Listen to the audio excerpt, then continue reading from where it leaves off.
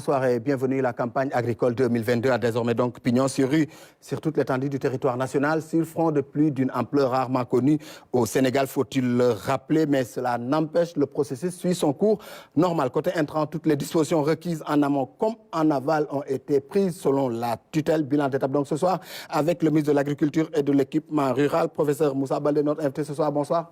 Bonsoir, M. Faye. Oui, on l'a dit, il y a beaucoup d'eau dans le pays. Pour le ministre de l'Agriculture que vous êtes, c'est forcément de bon augure, l'eau étant considérée comme le premier intrant. Oui, effectivement, la saison hivernage a commencé, comme on a dit, depuis le mois de mai. Vous savez, au mois d'avril, la météo, au niveau international, notamment Agrimed, qui a son siège au Niger, avait donné des prévisions très optimistes. Ils avaient dit que l'hivernage serait précoce, il l'est. Ils avaient dit qu'il serait très pluvieux, et il est pour le moment très très pluvieux. Évidemment, du côté du ministère de l'Agriculture, on ne peut que s'en féliciter. Ouais. C'est des moyennes qui dépassent de très loin celles de l'année dernière. Pour vous, qu'est-ce que cela change dans vos projections en termes de résultats au final? Oui, il faut dire que 2020 déjà, on a eu un hivernage exceptionnel au Sénégal. Ouais. C'est-à-dire que c'est un hivernage qu'on n'avait pas eu depuis les années 50. Nous avons eu au sud des cumuls qui ont atteint à la fin de l'hivernage 2000 mm. Par exemple à Ziguinchor, au Cap Skirring, presque aussi 2000 mm à Kolda. En tout cas, tout le sud, nous étions à plus de 1500 mm. Donc, un hivernage, comme j'ai dit, des années 50, 60. Pour le nord, par exemple, à Ranérou et à Linguère, on était vers 800 mm. Donc, vraiment, en 2020 déjà, on avait un hivernage exceptionnel qui nous avait donné, bien sûr, des productions exceptionnelles. En 2019, il y a eu un petit recul. Évidemment, l'hivernage 2019 n'a pas été très précoce et n'a pas été aussi pluvieux qu'en 2020, mais il était un hivernage normal si on compare avec les hivernages des 20 dernières années. Cette année, il était prévu qu'on ait un hivernage qui ressemblerait à celui de 2020, et il lui ressemble vraiment actuellement, parce que nous avons déjà à Cap Skirring plus de 925 mm. Ouais.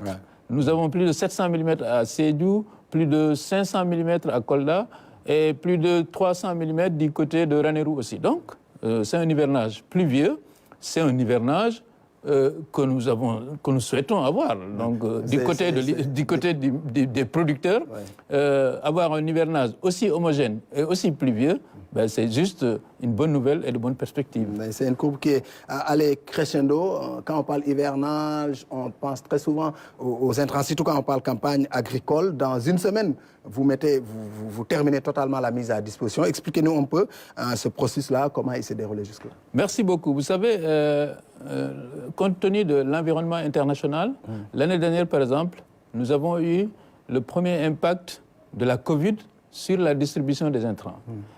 Évidemment, la Covid n'a pas impacté, par exemple, la mise en place des semences d'arachide, parce que les semences d'arachide, c'est local, c'est produit au Sénégal. Nous sommes autosuffisants en semences d'arachide, de riz, de niébé, etc. Par contre, pour les engrais, on a eu beaucoup de difficultés l'année dernière. Subitement, les prix ont triplé, l'importation des engrais était devenue difficile, voire impossible pour les opérateurs. Les ICS n'étaient pas préparés à répondre à toute la demande nationale et c'est au compte-gouttes que nous y sommes allés, créant ici et là quelques difficultés. C'est pour cela qu'au mois de novembre 2021, sur instruction du président de la République, nous avons réuni les acteurs et nous avons planifié la campagne à venir. D'abord, il fallait sécuriser la contre-saison du riz au niveau de la vallée du fleuve Sénégal et la saison horticole, en matière durée. C'est ainsi que nous avions notifié à 4 gros opérateurs pour qu'ils importent au moins 80 000 tonnes d'urée pour la contre-saison, l'horticulture et cette campagne-là. Ce qu'ils ont fait. Ensuite, nous avons négocié avec les ICS pour, d'abord, s'entendre sur un prix pour la campagne, parce que les prix sont devenus volatiles. On s'est entendu sur un prix qu'on a fixé, un prix raisonnable, et il était question pour les ICS cette fois-ci de produire l'engrais de la campagne agricole du Sénégal au plus tard le 31 mai. Et je dois dire à la vérité de dire que les ICS ont bien respecté leur promesse parce que au jour d'aujourd'hui, ils ont déjà produit plus de 55 000 tonnes d'engrais NPK qui ont été achetés par nos opérateurs. Et ce qui nous a permis, malgré un hivernage précoce, de ne pas être en retard sur la mise en place des intrants. Actuellement, nous avons fini quasiment tout ce qui est semences de riz. On a mis en place plus de 12 000 tonnes, c'est-à-dire 2 000 tonnes de plus que l'année dernière. Après la même quantité, 71 000. Il reste encore quelques, peut-être, choses à mettre en place. En tout cas, plus de 70 000 tonnes d'arachides, plus de 6 000 tonnes de niébé. Nous avons rajouté plus de 1 000 tonnes de semences de maïs, parce qu'on va y revenir. Il y a eu la problématique du maïs cette année. Et donc, actuellement, on est à plus de 90% aussi pour les engrais NPK. Pour l'urée, nous sommes à plus de 70%. Donc, pour cette campagne, en ce qui concerne, je le répète, les engrais subventionnés, il n'y a pas eu de problème de disponibilité, il n'y a pas eu de retard. Par contre, ce qui se passe, c'est que, comme j'ai l'habitude de l'expliquer, les engrais subventionnés ne couvrent pas l'ensemble des emblavures au Sénégal. Et ces emblavures augmentent chaque année et ont beaucoup augmenté cette année encore. Ce qui fait qu'en général, les producteurs achetaient de l'engrais avec des privés. Ces privés ont de plus en plus du mal à s'approvisionner parce que les prix de l'engrais sont devenus inaccessibles. Et c'est risqué pour eux d'aller vendre de l'engrais non subventionné parce que là où le sac de 6,20, c'est-à-dire pour l'engrais d'arachide, coûte 10 000 francs quand il est subventionné, il va coûter vers 20 000 francs s'il n'est pas subventionné. Là où le sac de 50 kg d'urée coûte 18 000 francs quand il est subventionné, il va coûter 36 000 francs s'il n'est pas subventionné. Donc, c'est simple au double finalement. Exactement, parce que la subvention est autour de 50%. Absolument. Vous l'avez bien dit, c'est du simple au double. C'est ce qui fait que ceux qui avaient l'habitude d'acheter avec les privés des engrais non subventionnés ont beaucoup de mal cette année, je dois le reconnaître. Et cela dans une conjoncture internationale, comme vous l'avez dit, avec la crise qui sévit en Ukraine, c'est là une stratégie. Est-ce que ça, inscrit dans la durée, permettra au Sénégal de se prémunir un peu de ces velléités du marché international? Oui, vous savez, cette année, au mois de mai-juin, j'ai tenu beaucoup de réunions avec mes collègues de l'UEMOA et de la CEDEAO. Il manquait au moins 200 000 tonnes d'engrais dans l'espace CEDEAO. Certains pays se sont retrouvés devant des difficultés parce que les opérateurs qui s'étaient engagés avec eux ne pouvaient pas honorer les commandes. Il y a des pays qui, cette année, ont eu vraiment du mal à s'approvisionner en engrais. Dieu merci, au Sénégal, nous avons les ICS qui peuvent produire les engrais qu'on appelle NPK, c'est-à-dire tous les engrais en dehors de l'urée pour notre campagne agricole. Maintenant, il reste le problème de l'urée qui est toujours importé. Et c'est pour cela, en allant maintenant vers la production de pétrole, le Sénégal devrait, avec les ICS, voire d'autres entreprises, essayer de produire de l'urée sur place pour être définitivement autonome en matière de fertilisants pour son agriculture. D'accord. Il y a la question de l'accès, de la cession, de la distribution de ces intrants-là qui est très souvent critiquée. Comment est-ce que vous procédez un peu pour mettre cet engrais à la disposition des producteurs? Oui, c'est vrai qu'on nous fait souvent de très mauvais procès avec la distribution des engrais. J'entends des gens dire ici et là, oui, le sac coûte cher. Non, mais nous, une fois que les prix sont fixés, la subvention, elle est fixée en Conseil des ministres. Ensuite, il y a une circulaire qui est envoyée à tous les gouverneurs, qui sont les présidents des commissions régionales pour la distribution des engrais. Et au niveau local, dans chaque commune, c'est le sous-préfet de l'arrondissement qui préside la commission. Donc on ne peut pas tricher sur les prix. Maintenant, il y a des spéculateurs qui achètent de l'engrais subventionné et qui essaient de le revendre au niveau du marché noir. Ça, c'est des cuisines internes que, malheureusement, le ministère de l'Agriculture ne peut pas suivre. Mais même le ministère du Commerce suit très bien la distribution parce qu'il y a eu des cas notés d'amalgame entre de l'engrais subventionné et de l'engrais non subventionné, mais des personnes ont été arrêtées. Ce qui fait que, ce que je peux dire, c'est que, normalement, l'engrais subventionné n'a aucun problème en termes de mise en place et en termes de cession. Un jour, j'ai vu quelqu'un, par exemple, se montrer dans une vidéo pour dire qu'on lui avait vendu de l'engrais, mais c'était l'arnaque parce que la moitié c'était du sable. J'ai dit, il devait être très négligent parce qu'en réalité, quand vous achetez une marchandise, c'est à vous de contrôler est-ce que cette marchandise, elle est correcte ou pas. J'ai dit, si vous allez, c'est le boutiquier du coin, vous commandez un sac de riz. Si la moitié du sac, c'est du sable, mais qu'est-ce que vous faites? Vous retournez voir le boutiquier, il vous rend votre argent, ou bien il vous donne du riz, ou bien vous l'envoyez à la gendarmerie la plus proche. Donc, Nous, ce qu'on fait, c'est organiser le système. Maintenant, qu'il y ait ici ou là des gens qui veulent tricher, malheureusement, on ne peut pas être là devant toutes les personnes qui achètent de l'engrais subventionné. Ce qui est sûr, c'est que nous, notre process, il est clair, il est transparent et on peut vérifier ça à tous les niveaux. Oui, mais est-ce que vous avez la traçabilité un peu de ces gens qui ont des agréments, potentiellement, qui peuvent acheter pour le vendre sur le marché? Oui, par exemple, cette année, dès l'instant qu'il était presque impossible d'importer, je suis directement, vous pouvez vérifier ça avec les ICS, chaque semaine, le directeur général de l'ICS, le lundi, m'envoyait l'état des commandes au niveau des ICS. Il me disait, tel opérateur à qui vous avez agréé 5000 tonnes a déjà acheté 3000 et les a déjà pris. Cet autre n'a pas encore acheté. Eh bien, c'est ce qui nous a permis, à un certain moment, de voir que ceux qui n'ont pas commandé d'engrais, j'ai tout juste annulé leur agrément et donner les quotas qui restent à ceux qui ont déjà acheté pour qu'ils continuent d'acheter. D'accord. Et quels étaient les besoins au niveau national en termes de tonnage? Les besoins au niveau national, comme j'ai dit, ça dépasse ce que nous subventionnons. Ouais. L'État du Sénégal alloue au ministère de l'Agriculture chaque année, par exemple, une enveloppe. Cette année, c'est 70 milliards pour subventionner les intrants agricoles. C'est des semences, ça va aller des semences d'arachide, de pastèque, de niébé, jusqu'aux engrais. Ça permet, par exemple, de mettre en place à peu près 150 000 tonnes d'engrais. Ces 150 000 tonnes sont réparties pour l'hivernage, au niveau des commissions, à peu près vers 60 à 70 000. Au niveau des gros producteurs, et quand je dis gros producteurs, il y a par exemple la reconstitution du capital semencier, je pense que c'est 5 000 tonnes d'engrais. Donc c'est à peu près 100 000 tonnes qui vont aller vers un hivernage. Le reste, ce sera pour l'horticulture et la contre-saison de riz dans la vallée. Et aussi, il y a la vallée de l'Anambé. Voilà comment c'est réparti l'engrais.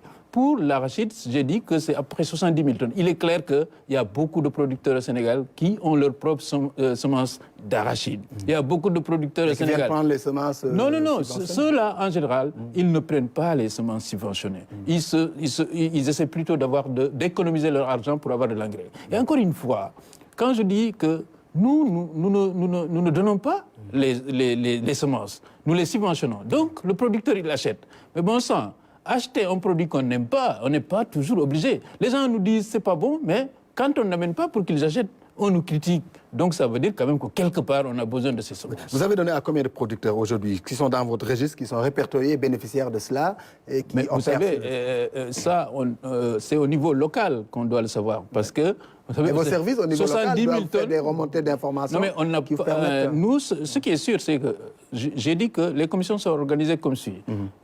La commission, si vous êtes à une commune X, la commission est présidée par le sous-préfet et l'adjoint au sous-préfet, c'est le maire. Ensuite, il y a nos services qui jouent le rôle de secrétaire. Maintenant, ce que les gens font en général, et ça, c'est, par exemple, peut-être ça qui crée des fois ce qu'on entend dire que, par exemple, dans telle commune, on a eu 2 sacs ou 3 sacs. Ils ont tendance à donner à tous les producteurs de la commune en faisant une division arithmétique. Alors que les semences subventionnées, normalement, ça devrait être cédé à des nécessiteux qui n'ont pas pu garder des semences. Donc, évidemment... Mais ce n'est pas tout le temps le cas, et c'est ce que certains critiquent, en fait. Non, mais il y a une grosse confusion. On nous dit des fois, ouais, il y a des gens des opérateurs qui captent, mais l'opérateur, il ne peut pas capter. Il doit amener les semences. Mais est-ce qu'il les amène réellement? Mais moi, ce que je dis, dans une commission où il y a le sous-préfet, il y a le maire, il y a le représentant du ministère de l'Agriculture, il y a le représentant des producteurs, des productrices, etc. Mais charge à eux de faire en sorte que quand on leur dit qu'il y a opérateur A, il doit vous amener 50 tonnes de semences, qu'il amène les 50 tonnes de semences. Et d'ailleurs, comme je suis un élu, je suis président du conseil départemental, la plupart des maires du Sénégal, ils ont mon numéro de téléphone. Je reçois, à chaque fois qu'il y a un petit retard dans une commune, le maire, il m'appelle pour me dire « Attention, on devait avoir 50 tonnes de semences, on n'a eu que 40, qu'est-ce qu'on fait ?» Et nous, derrière, on est obligé de régler le problème. Donc, sur toute l'étendue du territoire, on peut dire que tout s'est bien passé au jour d'aujourd'hui? À ma connaissance, tout s'est très, très bien passé. Il y a une forte option que vous avez ressortie cette année, un peu sur le maïs, l'augmentation des intrants en maïs, en riz. Vous mettez l'accent un peu sur les céréales, les cultures vivrières. Pourquoi? Vous savez, avec le PAP 2A, nous sommes passés de l'autosuffisance en riz à la souveraineté alimentaire.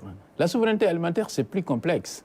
Parce qu'en réalité, on s'est rendu compte que le maïs joue un rôle fondamental dans l'aviculture et l'élevage, de façon générale. Donc, augmenter la production du maïs, c'est non seulement permettre aux gens de consommer du maïs, mais c'est de sécuriser l'aviculture et l'élevage au Sénégal. Donc c'est pour cela que le concept que nous avons maintenant, c'est-à-dire un programme agricole pour une souveraineté durable, prend en compte tous ces volets-là, c'est-à-dire ce que nous consommons, ce qui permettra à notre élevage de pouvoir vivre et à notre agriculture de pouvoir produire, ce qui nous donne l'aspect global de souveraineté alimentaire. Donc nous avons mis l'accent particulièrement sur le maïs parce que les agriculteurs ont beaucoup souffert cette année, les éleveurs aussi. Ouais. Nous voulons corriger ça puisque au Sénégal, quand même, nous avons la possibilité de produire autant de maïs dont on a besoin. Et il y a le syndrome Ukraine qui planera toujours. Le riz de contre-saison, ces options-là vous ont permis d'avoir un bilan satisfaisant? Oui, cette année, ce qu'il faut dire, c'est que la contre-saison de riz dans la vallée du fleuve Sénégal, on l'amène depuis le début du PRACAS de façon intensive. Cette année, par exemple, ce qu'on a pu faire, c'est que grâce, par exemple, aux drones, nous avons eu une lutte contre les oiseaux très, très efficace. Les producteurs pourront vous le dire. Et ce qu'ils ont récolté cette année, probablement, ils ne l'ont pas récolté ces dernières années. Donc, c'est une amélioration des rendements et de la production. On n'attend pas moins de 300 000 tonnes de production au niveau de la vallée. Il y a aussi l'achat de l'hélicoptère, même si on a eu des soucis vers la fin, parce qu'il y a eu un problème technique, mais les drones, l'hélicoptère, ça nous permet maintenant peut-être de pouvoir sécuriser la production au niveau de la vallée du fleuve Sénégal. Et vous êtes dans un processus de dynamisation un peu du secteur des céréales.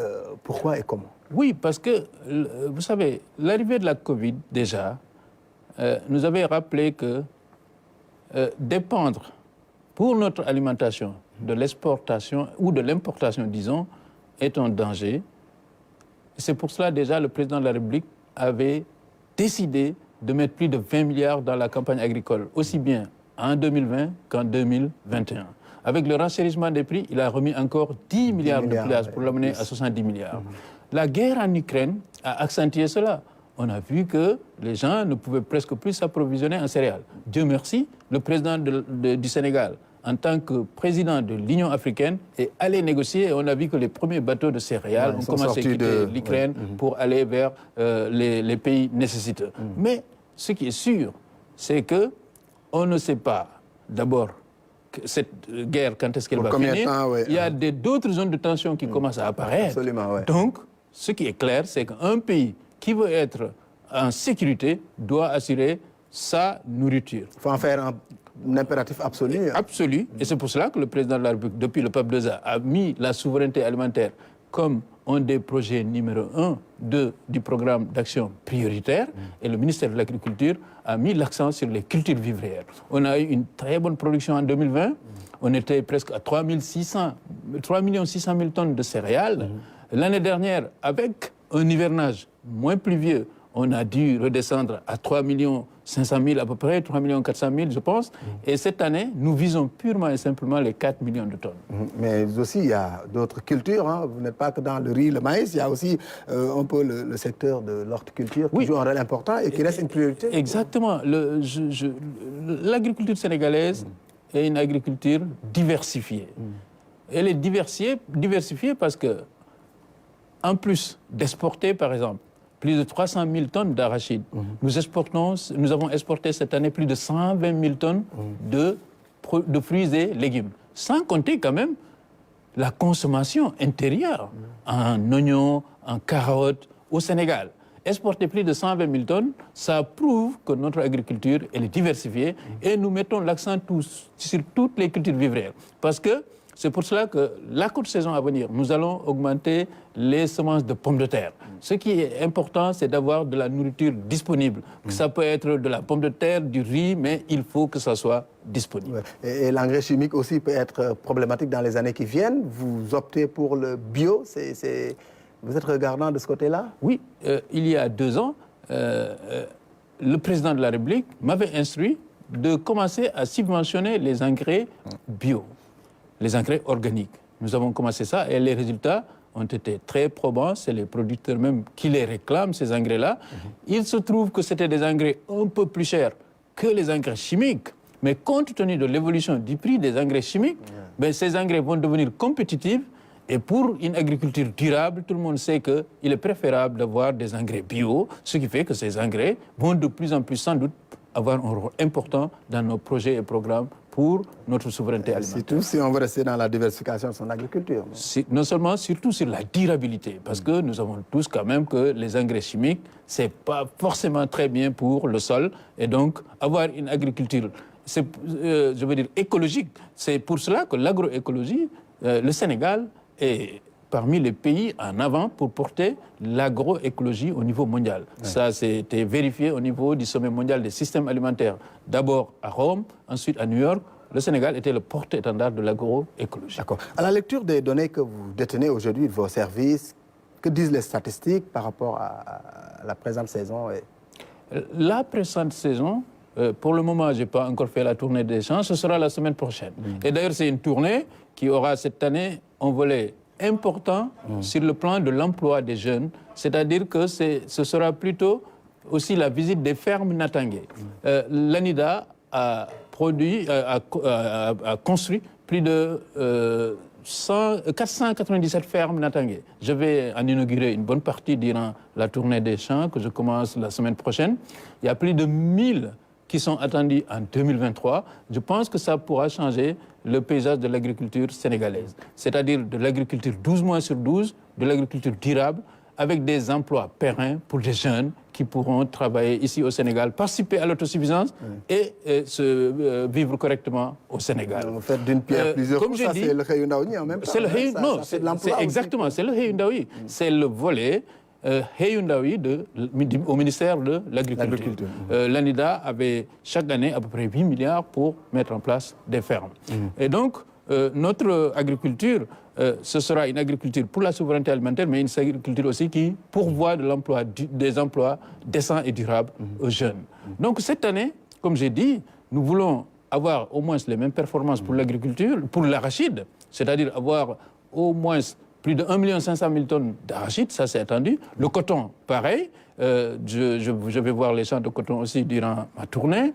Ensuite, comme j'ai dit, en ce qui concerne les cultures vivrières, nous voulons atteindre la barre des 4 millions de tonnes. OK. Et il y a beaucoup d'eau, hein, on l'a dit au début. Vous ne craignez pas des excédents à la fin de la saison qui nuiraient peut-être un peu à toutes ces productions attendues?